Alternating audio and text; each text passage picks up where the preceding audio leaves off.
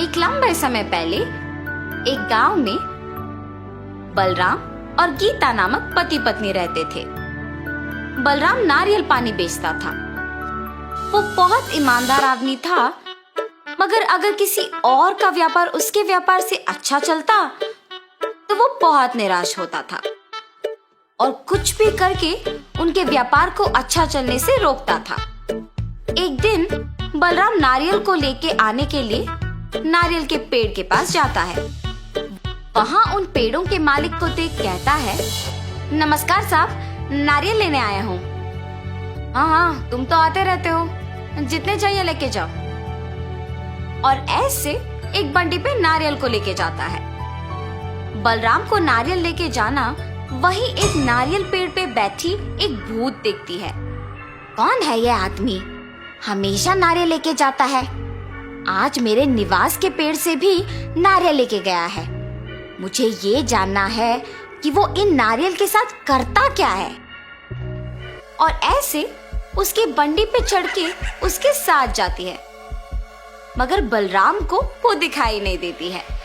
वो उस नारियल के बंडी को एक जगह पे रोक के उन्हें बेचने लगता है। उसके पास बहुत लोग आके नारियल पानी खरीद के पीते हैं। आइए साहब आइए, मीठा पानी वाला नारियल है, साधारण के हैं और राजस्थान के भी। साधारण वाले 20 रुपए के और राजस्थान वाले 30 रुपए के, और एक बोतल होगा 60 रुपए का। ऐसे जोर जोर से चिल्लाने पर उधर से गुजरते हुए लोग सुन के उसके यहाँ नारियल पानी पीने आते थे।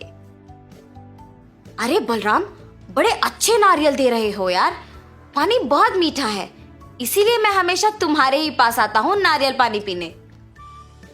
उस आदमी ने सच कहा है बलराम, मैं भी सिर्फ तुम्हारे पास आता हूँ नारियल पानी पीने। मैं बचपन से नारियल पानी का व्यापार कर रहा हूँ ना, इसीलिए मुझे अच्छे नारियल चुनना अच्छी तरह से आता है साहब। अच्छा, तो ये सबको नारियल पानी बेचता है, इसीलिए हमेशा नारियल लेके जाता है। इन सबकी बातें सुनकर मुझे भी नारियल पानी पीने का मन कर रहा है। ऐसे सोचकर वो भूत सामने नारियल पानी पी रहे आदमी के अंदर घुस जाती है और नारियल पानी का स्वाद लेती है। वाह, ये नारियल पानी तो बहुत मीठा और स्वादिष्ट है। मैं इसी आदमी के पास रहूंगी, ऐसे तो मैं हर रोज नारियल पानी पी सकती हूँ। हा हा हा। बलराम नारियल पानी बेचते हुए उसके बगल वाले होटल में बहुत लोगों का आना जाना देखता है। मैं अपने व्यापार में मग्न होके इस होटल को देख भी नहीं पाया। लगता है कि व्यापार तो बहुत अच्छा चल रहा है। कल से इसका काम तमाम करना ही मेरा काम है, तब तक मुझे शांति नहीं मिलेगी। अगले दिन होटल से एक आदमी बाहर आके नारियल पानी पीने बलराम के पास आता है। आप वहाँ पकौड़ी खा के आ रहे हैं? हाँ, वो बहुत अच्छे पकौड़ी बनाता है, मगर वो स्वच्छता से नहीं बनाता है, और इतना ही नहीं, पुराना आटा इस्तेमाल करता है साहब, इसीलिए कोई भी उसके होटल नहीं जाता है। हाँ, ऐसा है क्या? आइंदा मैं कभी उसके होटल नहीं जाऊंगा। हाँ, अब मुझे अच्छा लग रहा है। ऐसे जो भी उसके पास आता था उसे ऐसी झूठी बातें बोलकर उस होटल को जाने से रोकता था। अरे ये क्या, अचानक लोग मेरे होटल को आना बंद कर दिए। ऐसे सोचकर वो होटल मालिक दुखी होता है। ये सब बलराम की बंडी पे बैठे भूत देखती है। इस आदमी के वजह से उस होटल को कोई नहीं जा रहा है, और अब उस होटल का मालिक दुखी है। उसके बगल वाले आदमी के व्यापार को अच्छा जाते हुए देख ईर्ष्या से किसी को उस होटल जाने नहीं दे रहा है। ये मनुष्य सारे शायद ऐसे ही करते हैं। ये तो अच्छा हुआ कि मैं मनुष्य नहीं हूँ, लेकिन मुझे उसे उसकी गलती का एहसास दिलाना होगा। ऐसे सोच में पड़ जाती है। इतने में एक औरत नारियल पानी पीने वहां आती है। बाबू, एक नारियल दो मुझे। जी मैडम। और एक नारियल को काट के देता है, और वो औरत नारियल पानी पीती है। हाँ, मैं अगर इस औरत में घुस जाऊंगी तो इस आदमी को सबक सिखा पाऊंगी। और ऐसे उस औरत में घुस जाती है। बाबू, नारियल पानी बहुत अच्छा है, एक और दो ना। जी मैडम। और ऐसे एक और नारियल देता है। ऐसे वो औरत एक के बाद एक नारियल का पानी पीते ही रहती है। आखिर में उस बंडी पे मौजूद सारे नारियल खत्म हो जाते हैं। क्या एक मनुष्य ही है? मेरे पास के सारे नारियल का पानी पी गई। मैडम, मेरे पास के सारे नारियल ना खत्म हो गए, अब आप पैसे दे दीजिए। लेकिन वो पैसे दिए बिना बस चुपचाप खड़े रहती है। मैडम, पैसे दिए बिना आप ऐसे खड़े क्यों हैं? पैसे दीजिए। और अचानक वो भूत में बदल जाती है।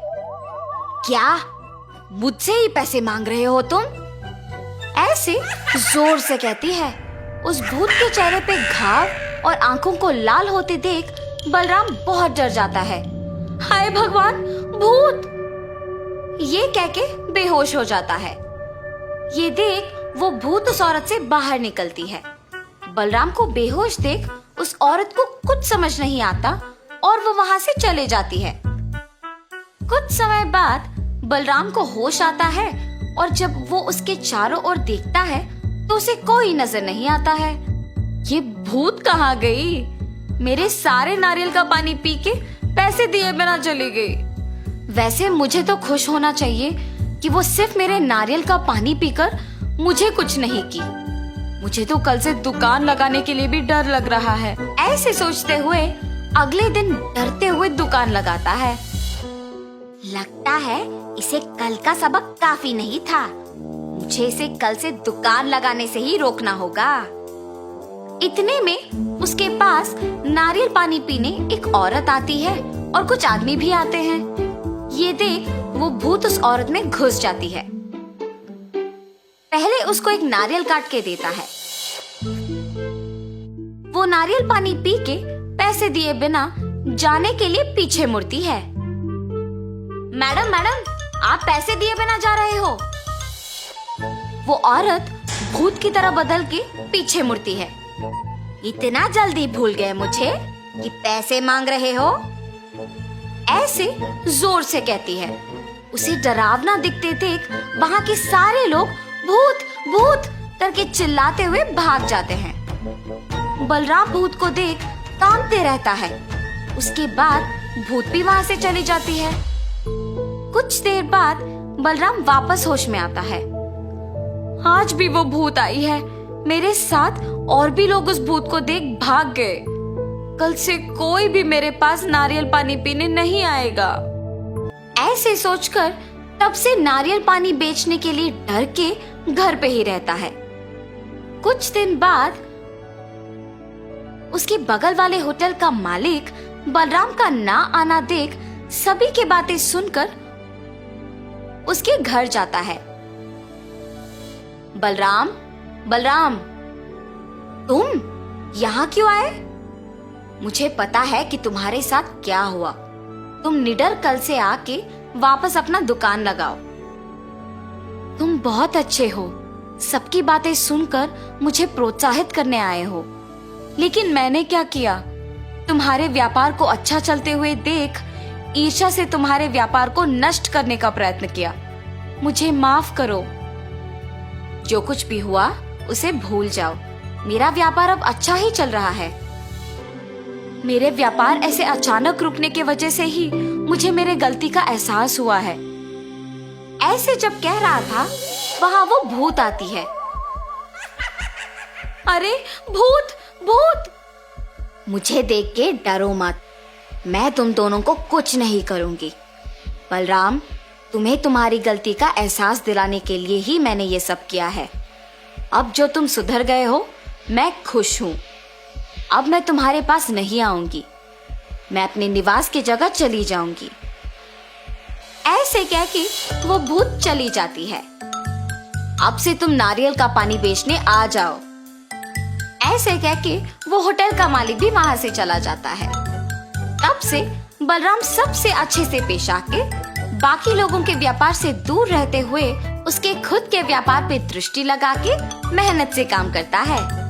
उससे उसका व्यापार कुछ ही दिनों में विकास पाती है और वो एक बड़ा दुकान लगा के नारियल बेचते हुए अपने परिवार के साथ खुशी से रहता है।